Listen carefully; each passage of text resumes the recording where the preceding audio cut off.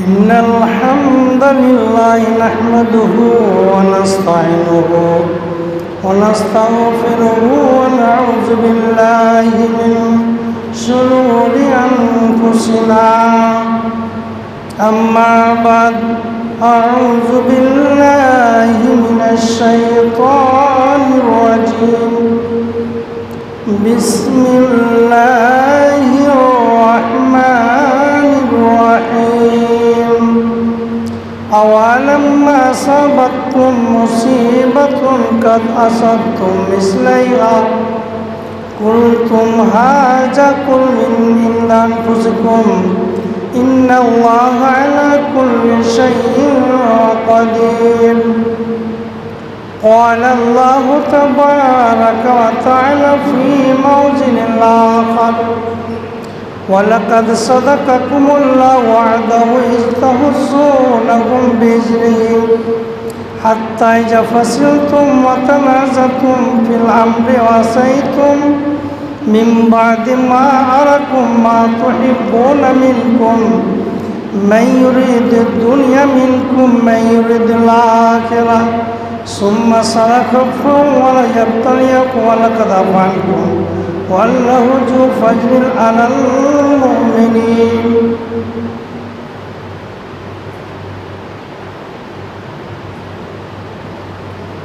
উপস্থিত হাজিরিনে জুমা, যাবতীয় তারিফ, যাবতীয় গুণগান, স্তুতিবাদ, হামদসানা সেই ওয়াহদাহুল লা শারীকা লাহর জন্য, যার প্রশংসা বা তারিফ করে শেষ নাই। সংক্ষিপ্তভাবে বলি আলহামদুলিল্লাহ। সংক্ষিপ্ত প্রশংসা করার পর আমাদের আখিরি নবী হুজুরে পূর্ণ আকাই নামদার তাজদারি মাদিনা আহমদ মুজতবা মুহাম্মদ মুস্তাফা সাল্লাল্লাহু তাআলা আলাইহি ওয়াসাল্লামের উপর শত শত শান্তি ধারা অবতীর্ণ। আল্লাহুম্মা আমিন, আল্লাহুম্মা সাল্লি আলাইহি। ইতিপূর্বে আমি আপনাদের সম্মুখে পবিত্র আল গ্রন্থ হইতে দুই জায়গা হইতে কয়েকটি আয়াত তেলাওয়াত করেছি। সেই আয়াতকে সামনে রেখে নিজের আলোচ্য বিষয় ইতি করব। ওয়া মা তাওফিক ইল্লা বিল্লাহ।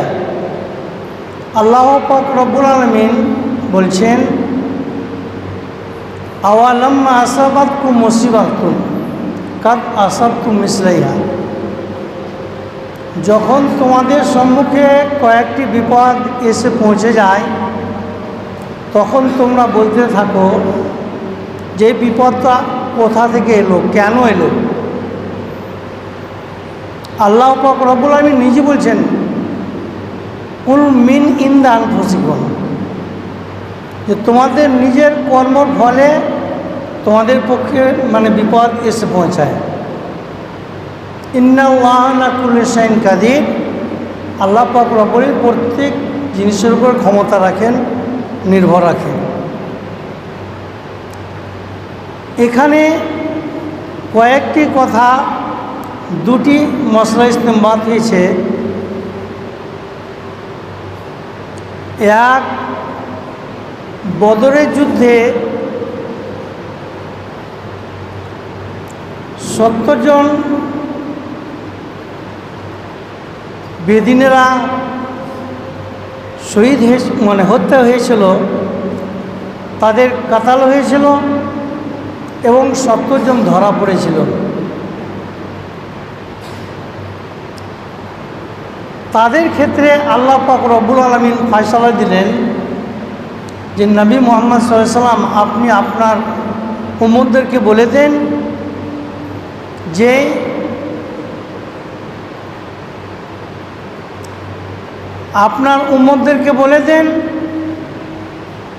আল্লাহ এটা চান না যে বেদিনদেরকে কষ্ট দিতে চায়, তাদের জন্য দুটি ফয়সালা। এক, তাদেরকে এক এক করে হত্যা করে দিবে। দ্বিতীয় ফয়সালা হবে কিংবা তাদেরকে জরিমানা নিয়ে, ট্যাক্স নিয়ে তাদেরকে রিহাই দিয়ে দিবে।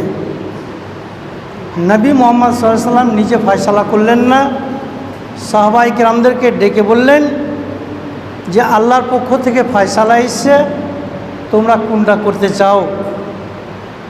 সবাই বাইক জুবান হয়ে বলতে লাগলো, আল্লাহ রসুল, আমরা কেন তাদেরকে হত্যা করে দিব?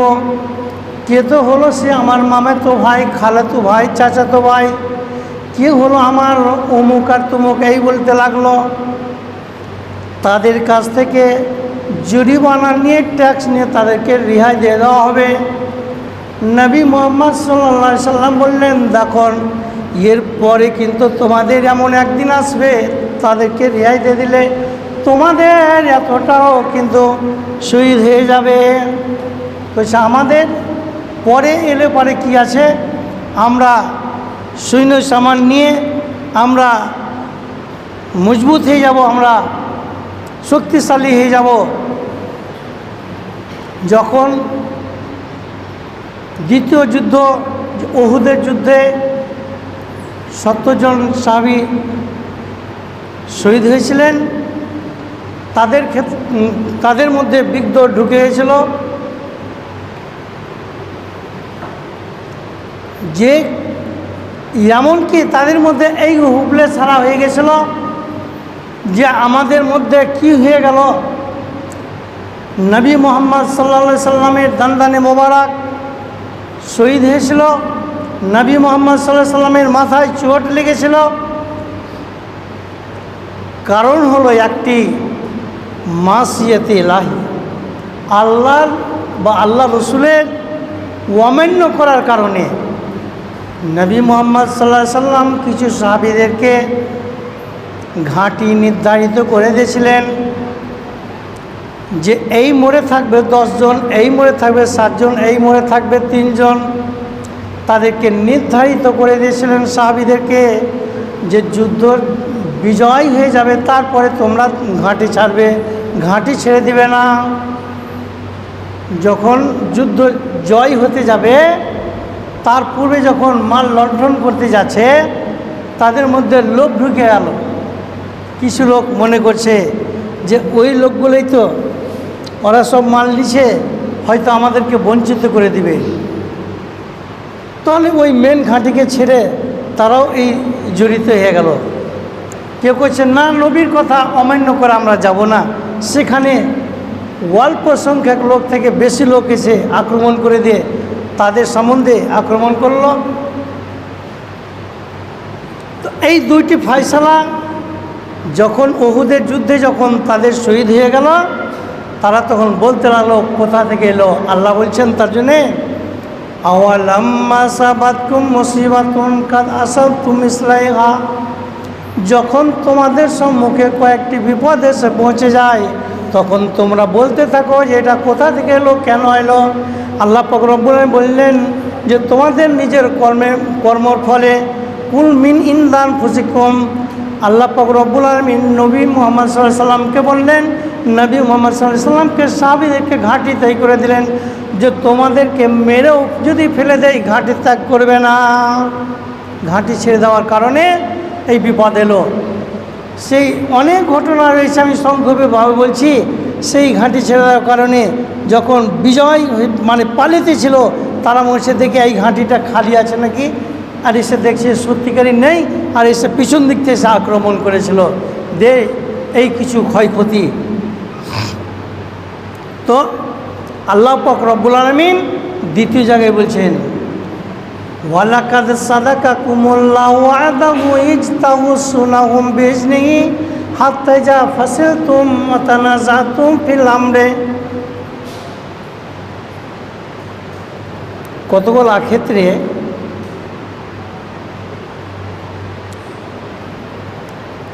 বিপদ এসে পৌঁছে যায়, তখন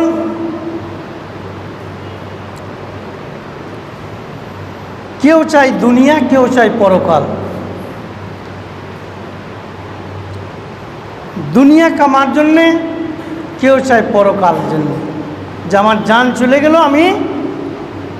আমি এই হতে দিব না, অন্যায় হতে দিব না।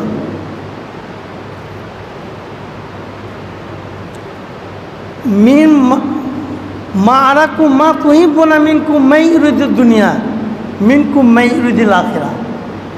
কেউ চায় দুনিয়া, কেউ চায় পরকাল।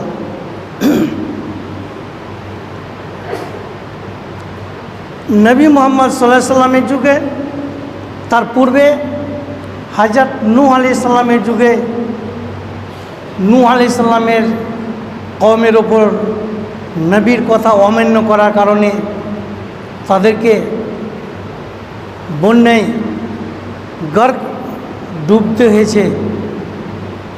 একমাত্র নবীর কথা না মানার কারণে। হযরত নূহ আলাইহিস সালাম এক নয় দুই নয় ৯৫০ বছর তার কওমদেরকে হেদায়েত করেছিল, মাত্র কয়েকজন হেদায়েত হয়েছিল, তার অমান্য করেছিল। কোরআন মাজিদে আছে যে হযরত নূহ আলাইহিস সালামের কথা শুনবে না, তার জন্যে নিজের আঙুলে কাপড়কে লেপটে নিজের কানে ঠুসে লেছিল, যেন নবী নূহ আলাইহিস সালামের কথা যেন আমাদের কানে এসে না পৌঁছে যায়। যতই তাদেরকে একাই একাই পার্সোনালভাবে তাদেরকে প্রকাশ্যভাবে ছুপিতভাবে হযরত নূহ আলাইহিস সালাম বলেছিলেন, তার জন্য একটা সূরা নূহ রেখে দিয়েছেন। এই নূহ আলাইহিস সালাম তাদেরকে বুঝিয়ে পারেনি। এই নবীর কথা অমান্য করার কারণে তাদের প্রতি বিপদ এসেছিল। ওইরকমভাবে আদ এবং সামুদের ওপর বিপদ এসেছিল সেই নবীর কথা না মানার কারণে। তারা বলতে লেগেছিল কি, ফাতিনা বেমা তাইদুনা, যদি তোমার ক্ষমতা আছে তুমি আযাব নিয়ে এসে দেখাও। নবীকে বলেছিল যে তোমার ক্ষমতা আছে তো তুমি আযাব নিয়ে এসে দেখাও। আর যখন আযাব চলে এলো, যেমন ওই রকমভাবে হযরত মূসা আলাইহিস সালামের যুগে তার কওমের লোকেরা অস্বীকার করে অমান্য করেছিল। এমনকি ফেরাউন নিজে আল্লাহ বলে দাবি করেছিল।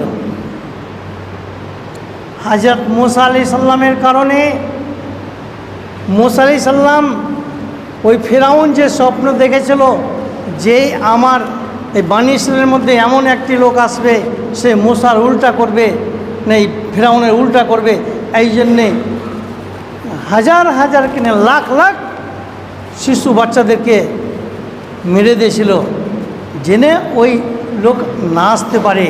কিন্তু সেই মূসা আলাইহিস সালাম ওই ফেরাউনের কোলে পিঠে মানুষ হয়ে ফেরাউনের মায়ের বেতন এবং ফেরাউনের বোনের বেতন ওই ফেরাউনের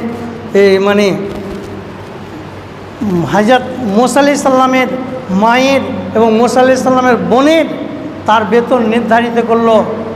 যেই মূসা আলাইহিস সালামকে দুধ পান করাবে, তার দেখভাল করাবে, তার জন্যে কে এমন আছে যে তাকে দুধ পান করাবে, কেমন আছে তাকে সেবা করাবে।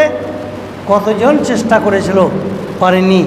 সেই খবর দিল, সেই আমাকে হয়তো দিলে হয়তো হতে পারে, সেই পথ ধরে এসে খবর নিল সেই মূসা আলাইহিস সালামের মা এবং মূসা আলাইহিস সালামের বোনের নির্ধারিত বেতন করে দিয়ে তার যে লালন পালন হয়ে মূসা আলাইহিস সালাম একদিন ফেরাউনের দাড়ি ধরে তার গালে তামাচা মেরেছিল। তখন বলেছিল, মূসা এই যে দেখছো, এই আমার উল্টা করে বলছে না, ছোটো ছেলে কিছু বোঝে না। কিন্তু হযরত মূসা আলাইহিস সালাম নবী, সত্যি কথা, সেই ফেরাউন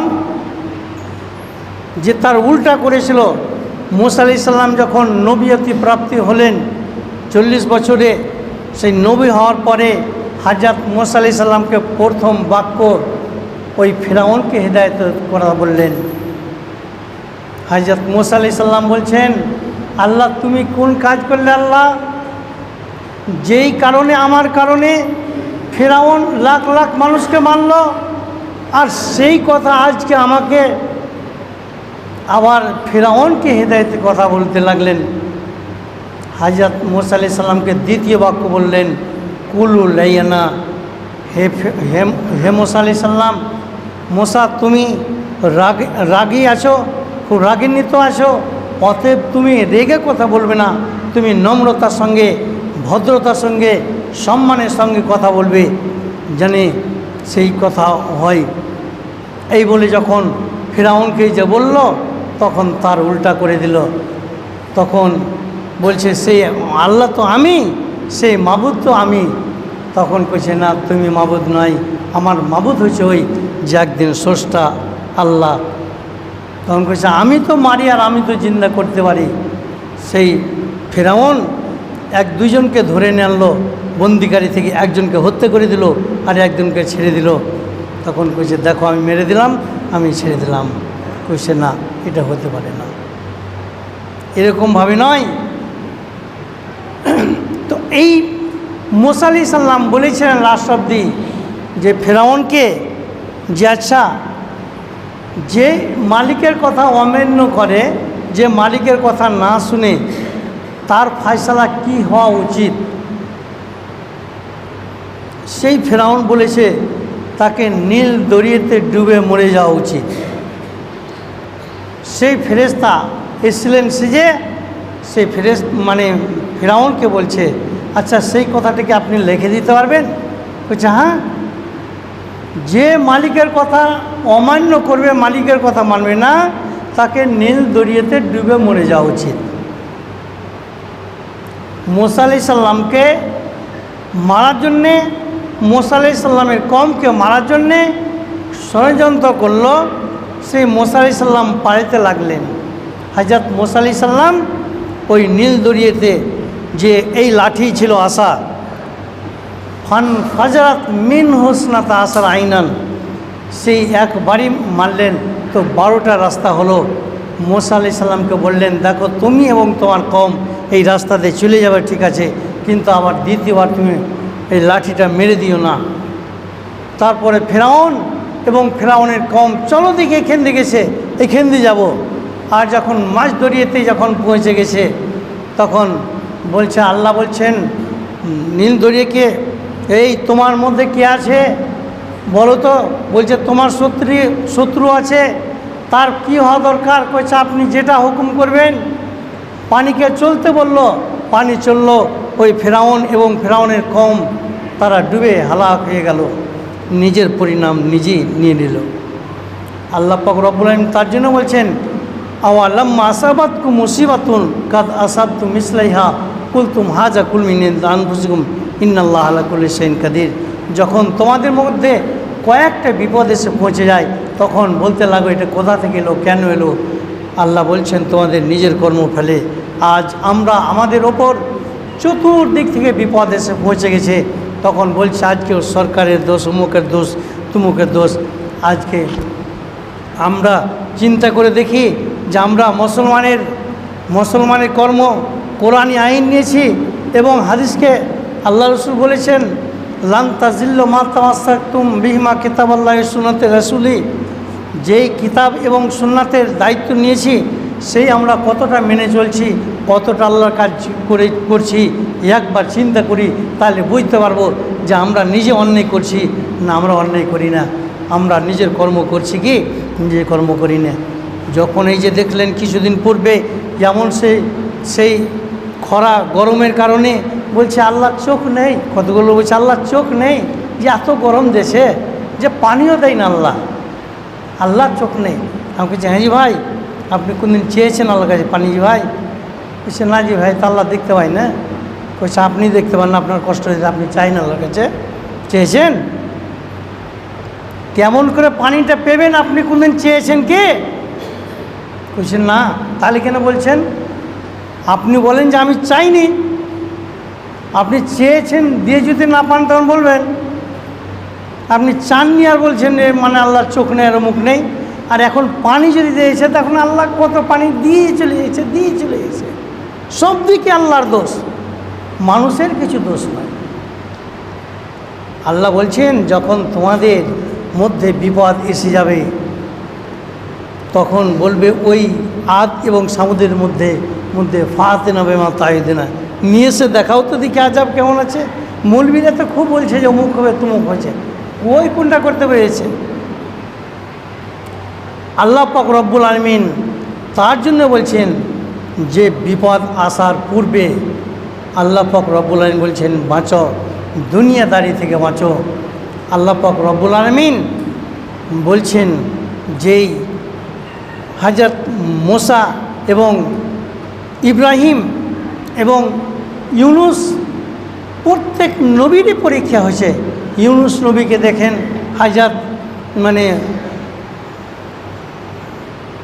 ইব্রাহিম আলাইহিস সালামকে কতবার পরীক্ষা করতে হয়েছে, তিনি লাভ হয়েছেন, সাকসেসফুল হয়েছেন।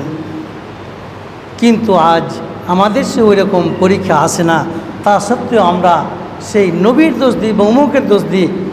আল্লাহ আমাদেরকে আমরা নিজে যেন গুনাহ থেকে বাঁচি, গুনাহ থেকে না বাঁচার কারণে আজকে চতুর্দিক হইতে বিপদ এসে পৌঁছে গেছে। সেই আল্লাহর অগ্রাহ্য, আল্লাহর অমান্য। আল্লাহ পাক রব্বুল আলামিন কোরআন বাণী বলছেন ওয়ালাকাদ সাদাকাকুমুল্লাহু ওয়া'দাহু ইয তাহুসসুনাহুম বিইজনিহি, যখন তোমাদের সম্মুখে ওয়ালাকাদ সাদাকাকুমুল্লাহু ওয়া'দাহু, যখন তোমাদের মধ্যে কিছু ওয়াদা অঙ্গীকার স্বীকার করানো হবে আর তোমরা যখন ওয়াদা খেলাফি করবে, অমান্য করবে, মিথ্যাবাণী করবে, তখন তোমাদের উপরে বিপদ আসবে। ইয তাহুসসুনাহুম বিইজনিহি, কিংবা সামান্য কাজের জন্যে সেই ঝগড়া ফাসাদ বিপদ করবে। আর যেমন এই কুরবানিদের পরে এমন কোনো গ্রাম নেই যে সেই ঝগড়া করে না। আমি থাকি যেই এলাকায়, যে মদনার দিকে, অমুক গ্রামের ঝগড়া, অমুকের কার ট্যাং কেটে দিলে, কার ইয়ে করলে, কার মাথা পাঠিয়ে দিলে, এটাই শুধু ঈদের নমাজ হয়ে শুধু এইগুলোই কথা। আল্লাহ পাক রব্বুল আলামিনের নৈকট্যতা লাভ করার জন্য আমরা কুরবানি করলাম, আর নৈকট্যতা লাভ করার জন্য আমার ভাইয়ের ট্যাং কেটে দিলাম, আমার ভাইয়ের মাথা ফাটিয়ে দিলাম, আমার চাচার মানে হাত কেটে নিলাম, নাহলে পেটে পেট মেরে দিলাম। এই তো হলো কর্ম, সামান্য জিনিসের জন্য। গতবার দেখলাম দোগাছিতে শুধু একটু, যে হাট থেকে একটু গেলাম, দু ভাই একটু সামান্য করছে, কুরবানি করা হয়েছে তারপরের দিন, আর ওখান থেকে একটু হাট গেছি, যান একটু যান। আর তারপরে শুনে কী গেল, এসে দেখছি যে ওর ভাই হত্যা করে দিয়েছে। সুবহানাল্লাহ। হাত্তা ইযা ফাসিলতুম আতানাযাতুম ফিল আমরি ওয়াসাইতুম মিনকুম মান ইউরিদুদ দুনিয়া মিনকুম মান ইউরিদুল আখিরাহ, তোমাদের মধ্যে কেউ চায় দুনিয়া, কেউ চায় পরকাল। সামান্য এক বিত্তা জাগার জন্যে নিজের ভাইকে হত্যা করে দিল, কোনো দ্বিধাবোধ মনে করলো না, কোনো কষ্ট এলো না, দুঃখ এলো না, ব্যথা এলো না। এবারে দেখেন তো এক বিত্তার জাগার জন্য আমার ভাইকে হত্যা করে দিলাম, আমি কি বিছানায় শুতে পাবো ভালোভাবে? আমার ভাই তো চলে গেল দুনিয়া ছেড়ে, আমিও থাকতে পেলাম না, থানা পুলিশের কাছে টাকা দিয়ে এলাম আর ছুটলাম, এদিক ওদিক ছুটাছুটি করছে, জমি জমুখানটা উড়িয়ে দিয়ে ব্যাস, না হলে হবে না। কিন্তু সামান্য এক বিত্তা জায়গা, সেটা সহ্য হলো না। আল্লাহ বলছেন ওয়াসবির ইন্নাল্লাহা মা'আস সাবিরিন, ধৈর্য ধারণ করো, ধৈর্য ধারণ করার সাথে আল্লাহ রয়েছে। কিন্তু আজ ধৈর্য ধারণ না করার কারণে একজন সায়েল দুটো বাচ্চা নিয়ে কোলে নিয়ে এসছে, বুখারী শরীফের হাদিস, দুটি মেয়ে কোলে নিয়ে এসছে। মা আয়েশা রাদিয়াল্লাহু তাআলা আনহা একটি খেজুর আছে, একটি খেজুর দিলেন, সেই খেজুর থেকে দাঁতে চিবিয়ে দু টুকরো করে দিলেন, তাদেরকে অর্ধেক করে ভাগ করে দিলেন। মায়ে একটু নিল না। মা আয়েশা রাদিয়াল্লাহু তাআলা দেখলেন কি মায়া, সেই ভুকের কারণে নিজে একটুকু নিলেন না, তার দুইজন ছেলেকে 2 টুকরা করে ভাগ করে দিলেন। ওই রকমভাবে আর একদিন আল্লাহ রসুলের কাছে একজন সাইল হলো, ওই যে আল্লাহ রসুল আয়েশা রাদিয়াল্লাহু তাআলা আনহা কাছে চাইলেন, তাকে 2 দিনার দিলেন এবং 2টি খেজুর দিলেন। বলছ আল্লাহ রসুলের বাড়ির খেজুর, মানে 2 দিনার মাত্র লো না, 2 দিনার পয়সা রইল না এবং খেজুর রইল না। আল্লাহ রসুলের দরবার থেকে অমান্য অগ্রাহ্য করে চলে গেল। আর একজন সাইল ইতিমধ্যে এলো, আবার ওই প্রশ্ন, তাদেরকে ওই মানে খেজুর দিল আর ওই কয়েক দিরহাম দিল। তারপরে বলছে আলহামদুলিল্লাহ, এত বড় সৌভাগ্য, আল্লাহ রসুলের বাড়ির আজকে আতিয়া তোহফা নবীর স্ত্রীর মাধ্যম দিয়ে, এর চাইতে বড় সৌভাগ্য নাই। কি আনন্দ, কি প্রশংসা করতে লাগলো। আল্লাহ রসুল বললেন 40 দিরহাম আছে, ওর মধ্যে থেকে 20 দিরহাম দিয়ে দেও গা। 20 দিরহাম দিয়ে দিল, চলে গেল, আনন্দ হয়ে চলে গেল। আলহামদুলিল্লাহ, আবার শুকরিয়া আদা করছেন। তোর নবীর নেক দোয়া নিল এবং শুকরিয়া আদা করলো, ওর জীবনে কোনো দিন আর দুর্ভিক্ষ থাকবে না, দুর্ভিক্ষ মিটে যাবে। কিন্তু নবীর কাছে যেও শুকরিয়া আদা করতে পারল না, নবীর কাছটা অমান্য হয়ে এলো, তার অগ্রাহ্য হলো, সেই জীবনে কোনদিন শান্তি পাবে না। তো এই আমাদের মধ্যে আজকে ধৈর্য হারিয়ে গেছে, আর গুনাহ করার কারণে আজকে চতুর্দিক হইতে বিপদই বিপদ। বাড়িতে কোরআন তেলাওয়াত হবে, কিংবা কোরআন তেলাওয়াত পরিবর্তে অন্য তেলাওয়াত হচ্ছে। বিয়ে শাদিতে কত অন্যায় হচ্ছে বলাই মুশকিল। আমাদের গ্রামে কিন্তু দেখতে পাই না, কিন্তু অন্য জায়গায় দেখছি কতগুলো জায়গায় এখনও রয়েছে। সেগুলো হিন্দুদের বাড়িতে ছিল, এখন ওই মুসলমানের কুড়িয়ে নিয়ে যাবার তারা করছে।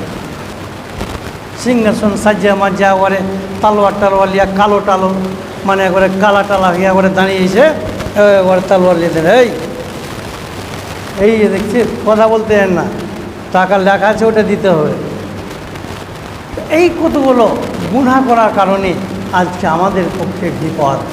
তো নোকসান, গুনার নোকসান মানে ক্ষতি, একমাত্র মাসিয়াতে ইলাহি, আল্লাহর অমান্য করার কারণে, আল্লাহর অগ্রাহ্য করার কারণে, নবীর নির্দেশকে অমান্য করার কারণে আমাদের পক্ষে বিপদ আসছে। আজ চিন্তা করে দেখি, আজকে মসজিদ পূর্ণ, আসর থেকে আবার সেই খালি। বড় আফসোস, আমাদের নবী মুহাম্মদ সাল্লাল্লাহু আলাইহি ওয়াসাল্লাম বলেছেন 5টি জিনিস ফরজ, নামাজ, রোজা, হজ, যাকাত। তার মধ্যে 3টি জিনিস পড়তে, কালমায়ে তাওহীদ, নামাজ এবং রোজা। সেই নামাজ হলো 1 নম্বর, কিন্তু আজ আমরা নামাজকে 1 নম্বর জবাই করে দিই। আল্লাহ যেন আমাদেরকে নামাজ টাইমে টাইমে আদায় করার জন্য তৌফিক দান করেন, আমিন। ওমা আলিনাল বালাগ। ইন্নাল্লাহা ইয়ামুরু বিল আদলি ওয়াল ইহসানি ওয়া ইতাইল কুরবা ওয়া ইয়ানহা আনিল ফাহশাই ওয়াল মুনকারি ওয়াল বাগই।